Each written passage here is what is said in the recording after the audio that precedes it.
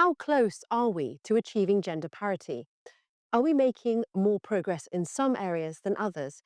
And which economies have almost closed the gap? I'm Stephanie Holmes, and this is the Briefing Room from the World Economic Forum. Today, we launch our 2025 Global Gender Gap Report, our 19th edition, tracking progress across 148 economies. The findings reveal encouraging momentum, but also sobering realities about the path to equality. We'll dive into all of this and more.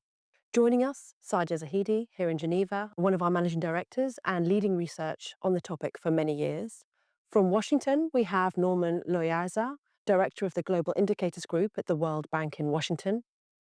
And from Dublin, Sue Duke, head of global public policy at LinkedIn and an expert on women in the workforce. Let's start with the big picture, Saadia. What do this year's findings tell us about progress on the path to gender parity? Well, first, let me thank our partners at LinkedIn and at the World Bank. And let me also thank our team, my colleagues, Celia Baller and Kim Piaget and Yanjun Guo, who have been driving forward the work on the 2025 edition of the report. Now, you mentioned it's 148 countries, 19 years, 19th edition of the report. And a mixed picture emerges. So the world has closed 68.8% of that gender gap, but that number masks very different realities across the world. So the highest ranking country in the world, which is Iceland, has closed nearly 93% of its gender gap. And the lowest ranking country out of the 148 in the lowest ranking position has closed about 57% of his gender gap. So we're talking about a very different picture in the very top of the rankings and towards the very bottom of the rankings. At the same time, there's a different picture depending on how you're looking at the gender gap. So that's an average figure, but we look at four different areas. Economic participation and opportunity, political empowerment, educational attainment, and health and survival. And across those four areas, again, the picture is quite mixed. So when it comes to health and education, that's where, in general, we're very close to parity. So 96% of the health gap has been closed, 95% of the education gap has been closed. But then when it comes to deploying that human capital across economies, so for example, an economic participation opportunity, that's just over 61% of that gap that's been closed. And when it comes to political empowerment, nearly 23% of that gap has been closed. So a lot more to do when it comes to integrating women into the economy and into political decision-making structures. And among the top performers, are there any patterns that emerge? Are there any sort of particular areas that they're focusing in that have led to that place? So I think we see, depending on, again, which parts of the world that you're looking at. If we look at just the top 10 alone, now Iceland is in that number one position for the 16th year out of the 19 years that we have been doing this. And this is primarily driven by not just being good at integrating women into the workforce, but also integrating women into top political positions, including having had female heads of state. European economies in general dominate the top 10, occupying eight of the spots in that top 10. Finland closely follows Iceland, and again, doing very well in terms of economic parity and political parity. The United Kingdom has jumped to fourth place this year, in particular because of a gender equal cabinet. Moldova and Namibia are in seventh and eighth position, respectively, doing well when it comes to educational attainment, and then seeing the follow on through on economic participation and political empowerment. And then finally, Germany and Ireland also make up the top 10. Now, of course, the picture looks very different in different parts of the rankings, but this is what we see in the top 10. And there's a number of countries that have repeatedly made it there. And not just because they are doing well compared to the rest, but they are doing well compared to themselves. So a country such as Iceland has actually not just sort of occupied that number one position and stayed there, but it's continued to make progress. And that is how it's closed nearly 92% of its gender gap today. And what does the report tell us about the correlation or the link between wealth and gender parity? Yeah, so we look at simply a simple correlation between income levels and the gender gap. And yes, there is a correlation, but it is not a very strong one. So, yes, higher income countries tend to, on average, have closed more of their gender gap, followed by upper middle income countries, followed by lower middle income and lower income countries. But that correlation is quite mild, and I think it doesn't say much about the causation there. So, the key point that we find is that resources matter, yes, they do matter, but it's not only rich countries alone that can afford to invest in gender parity. In fact, we should probably look at this the other way around. It's countries that actually deploy the full breadth of their human capital. Those are the countries that, in the long term, will grow more, will have more resilient societies, and will have greater prosperity for all of their citizens. And what about the regional picture? I mean, let me add one more point on this point around income. Let's think about what are the mechanisms that make this work, right? So, if you do have, especially for countries that have invested so much in women's health and education, and in so many countries in the world, actually, women are coming out from university, enrolled in university in higher numbers than men are. So, when it comes to the higher skill talent, many countries actually have a very strong base of at least gender equal talent, in some cases, more women with the higher skill talent. So if you've got that talent, but then you're not doing enough to deploy that into the workforce, that's how some of these gaps start emerging. And conversely, for those countries that actually do deploy their full talent, of course, they will be more innovative. They'll have more creativity deployed to solving challenges and finding solutions. And that adds up. And we see that happening inside teams. We see that happening inside companies. And then you see that happening in the aggregate at a national level. So that's how that mechanism works. Now, when it comes to the regional picture, here the top ranked region, the region that has thus far made the most progress, it's North America, followed by Europe, followed by Latin America and the Caribbean, and then next comes Central Asia, East Asia. But when it comes to who is moving fastest, and that's very interesting because we now have nearly 2 decades of data from 100 countries that have been consistently covered in the report. That's where you start seeing a different picture. It's not just if you are currently near the top that you're going to stay there. It really depends on the speed of change as well. And when we look at the speed of change, Latin America is likely, given the current rate of progress, and that can always change, but the current rate of progress, it is likely to be the one region that will have closed its gender gap within this century. And according to these calculations, by about 2082, Europe is likely to follow next by 2101. And then when it comes to North America, 2114. So all within the next 100 years or so that these regions will see those changes. But I think the general point still stands that when it comes to the global average, it's likely to take 123 years to get to parity. And yes, this is better than last year, but at the same time, and we're starting to be near pre-pandemic levels now when it comes to this trajectory and the speed of change, but this is still too many generations away. And that is overall a loss for productivity, creativity, innovation, and growth in our economies, in addition to leading to unfair outcomes. Thank you, Saadia, for that overview of the results and the data. Now let's turn to our panel for their reflections on this year's data and what it reveals, and more importantly, what steps leaders can take to actually influence change.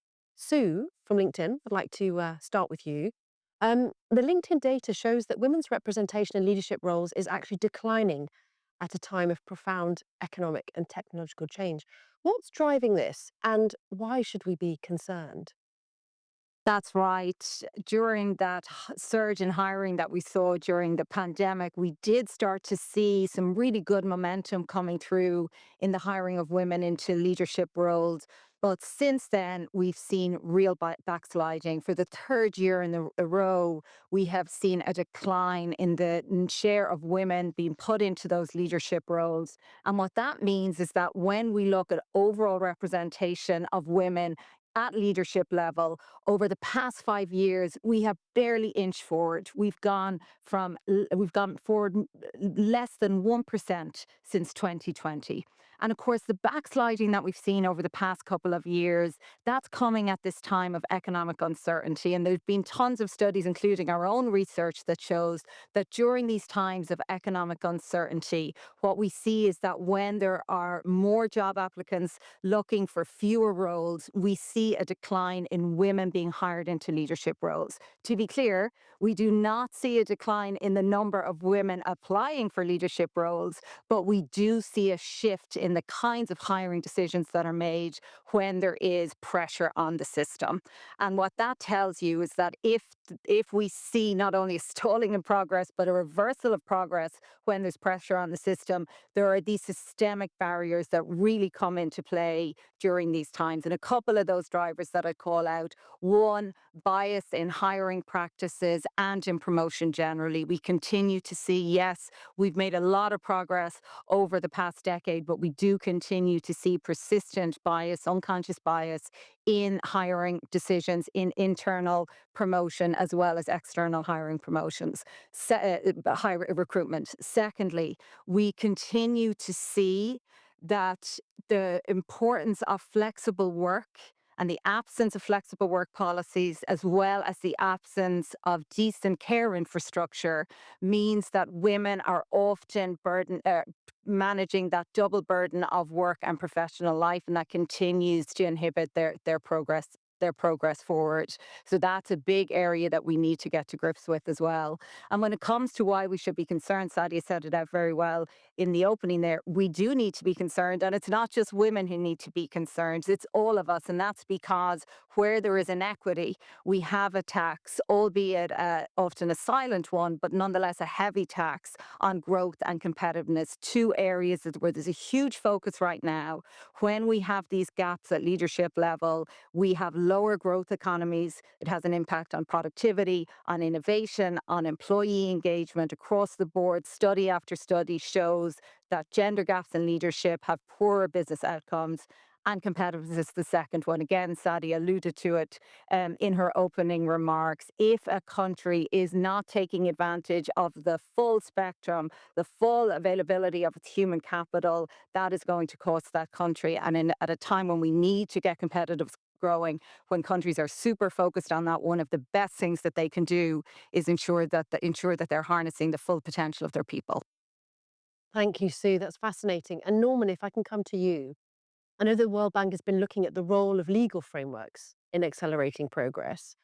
Um, as we kind of try and navigate this period of geopolitical and economic volatility, why, building on what Sue said, is gender parity even more important for economic resilience? How can it contribute to that? Well, absolutely. First of all, I want to thank and congratulate Saadia for a wonderful report. I believe it's very complementary to what we produce at the World Bank in the Women, Business and the Law report. And I was struck at how similar the rates are and how similar the rankings are as well, which makes me think that legal rights and women's participation in the economy are very clearly linked. We have actually conducted some assessment as to the effect, the economic effect that women's participation can have in the economy. And what we see is that if women were able to work at the same rate as men do, the global economy would increase by a rate of about 20%. So this is a massive gain. And from an economics perspective, it's all about the proper use of talent. We have half the world population who are not able to enjoy the same rights as men do. And because of this, they cannot participate in teams, they cannot be in firms, they cannot have leadership positions in policies, in policy making, in political life. And all of this has a negative effect. And that negative effect can be even quantified. So the issue of women's participation in the economy is not really only about having equal opportunity for everyone. It's something that can benefit every one of us. And I want to second something that Sue said about the fact that when in moments of crisis, women tend to be more hurt. They tend to bear most of the impact, the negative impact of this contraction of economic activity than men do.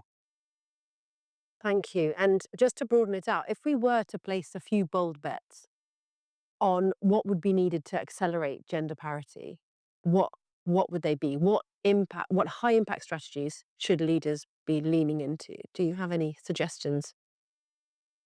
I think maybe I can kick this off. We have, for several years, um, suggested that a focus on the care economy is one key component.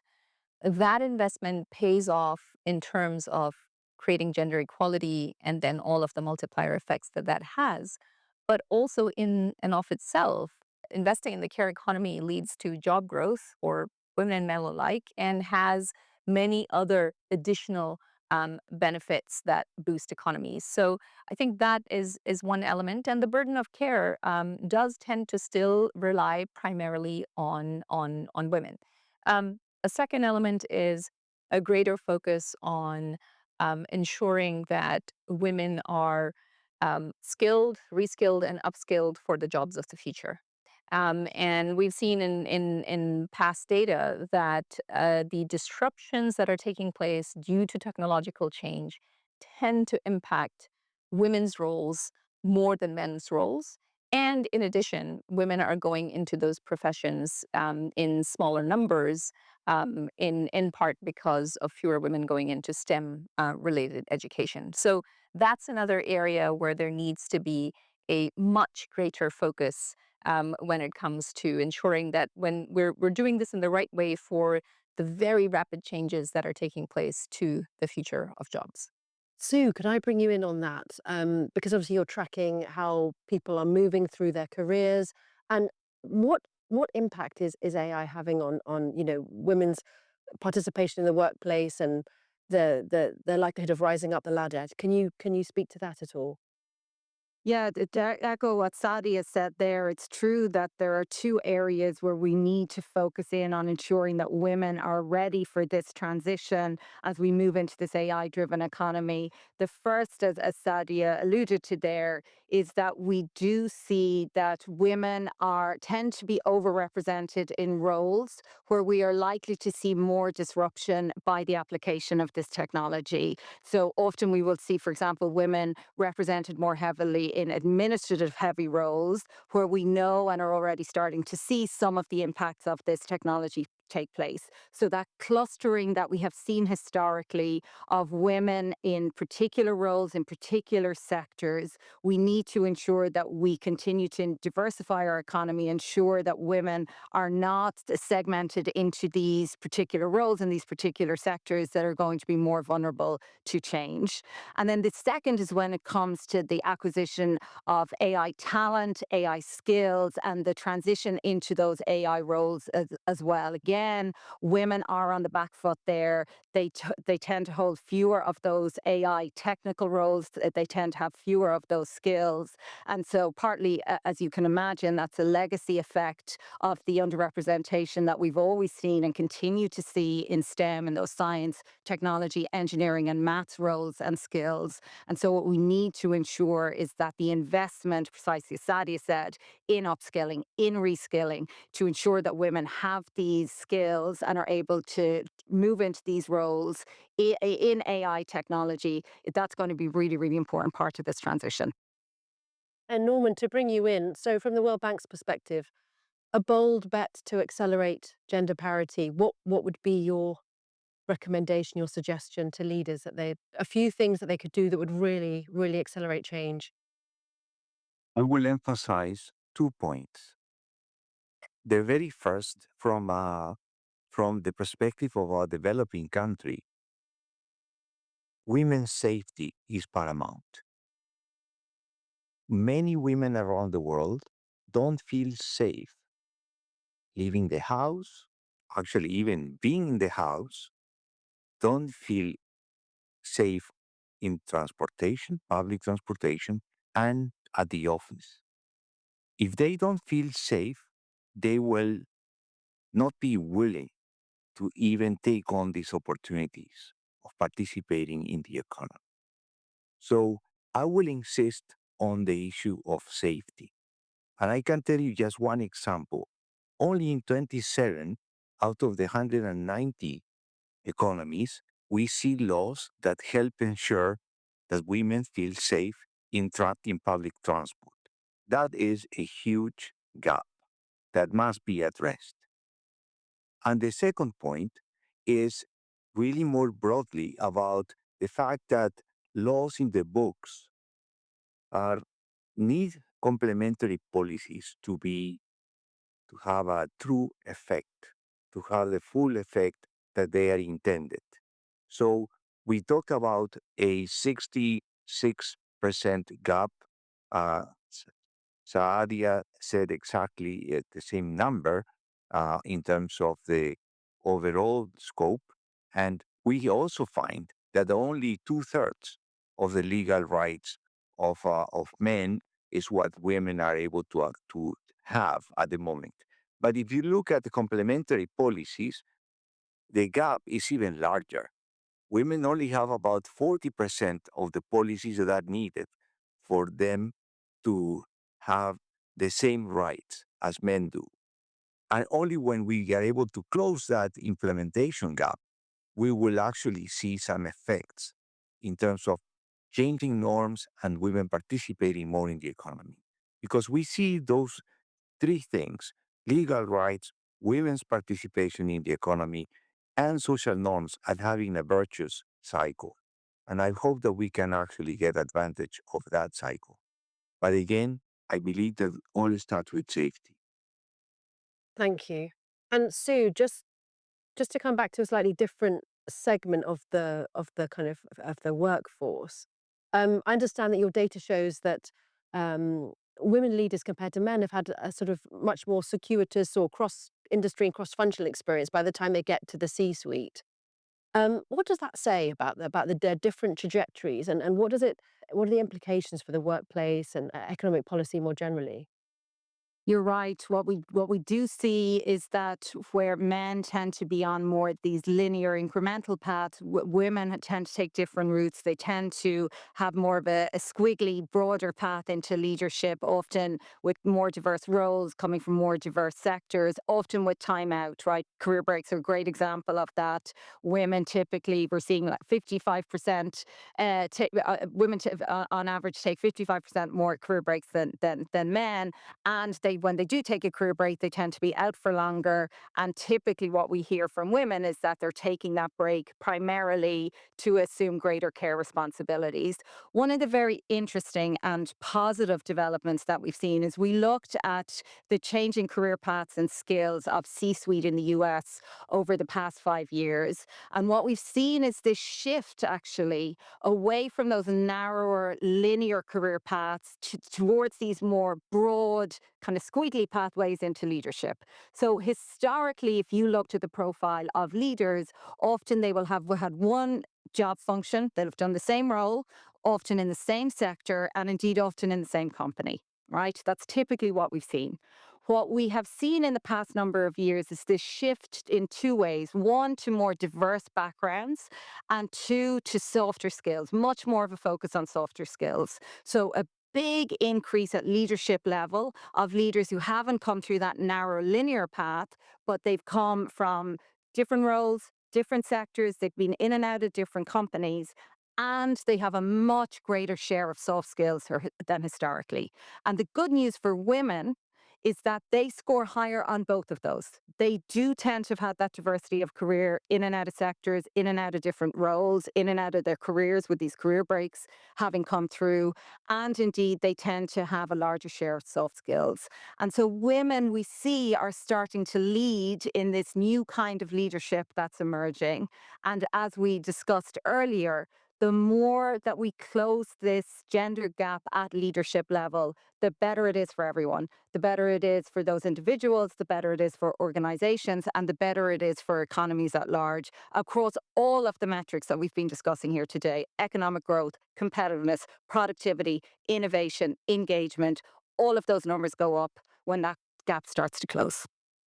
Do you have something to add? Maybe let me add to that. I think that leadership point is so critical because it has this outsized effect on everything else. Not least because of the role model effect that it creates.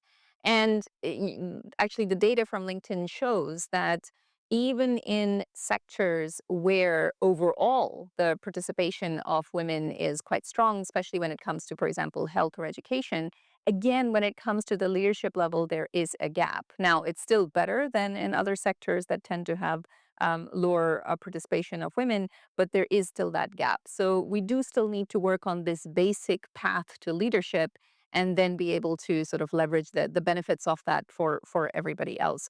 I did want to add one more point, which is progress is possible.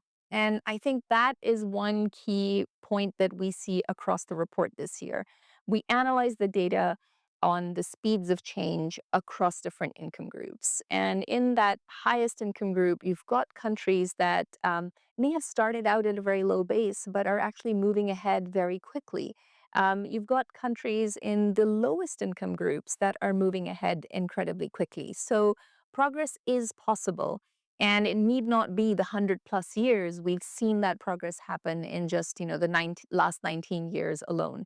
And in particular, it's areas such as women in higher skilled labor force participation. It's women in ministerial positions, women in parliamentary positions. That has gone up around the world on average by a fairly large set of percentage points. So progress is possible, but what needs to happen is much more learning between countries as to what works, and much more of this understanding that this is going to be fundamental to growth and productivity at a time where the world needs growth and productivity. And let's talk a little bit about trade. Obviously, trade policy and high levels of uncertainty are the focus for a lot of discussions at the moment. How do we risk through the shifts in trade policy reversing some of the gains that we had when women moved from sort of informal jobs to better paid jobs that were within the export sector, for example? Is there a risk there in terms of slowing down progress? Do you think? So I think it's too soon to tell. We're still in the midst of a lot of uncertainty when it comes to trade policy. But we did want to point out in a section of the report that trade has generally led to gains for women. So, for example, more export oriented sectors have tended to provide women with higher wages in developing markets than domestically oriented sectors. And there is a risk, of course, of a reversal of those gains if there is a rollback from trade. So it's too soon to tell, but I think we need to be watching for that risk. And Norman, do you have a point on that you'd like to add? Well, I want to actually second what Saadia just said. In trade industries, trade firms, we have seen more and more participation of women. So if trade somehow suffers because of the uncertainties and the policy context that we are going through, then it's only to be expected that they will have a decrease in their participation and in their income. And because of this, their firms will also suffer correspondingly. But I also want to say something about what Saya said, that progress is possible. In fact, in the last 55 years, we have seen 2,000 reforms in legal rights of women around the world. Actually, that means that now there is a much larger potential for talent to be used from women. And this added to the result that Sadia mentioned very clearly that in terms of health and education, women are almost at a par with men. So that means that they are ready to go and step in into the most important positions in governments, in enterprises, and just on their own and make an impact. So because of that, we need to be a lot more mindful of the fact that we don't use that potential, then we are hurting the economy and we are hurting ourselves. Thank you. As we've heard today, achieving gender parity isn't just about equality, it's economic and political opportunity. It will take 123 years to close the gender gap at the current pace. But we have proven examples of economies moving faster. The question then isn't if we can accelerate, but whether we will choose to. Thank you to our panel for an insightful discussion, and thank you for joining us. Goodbye.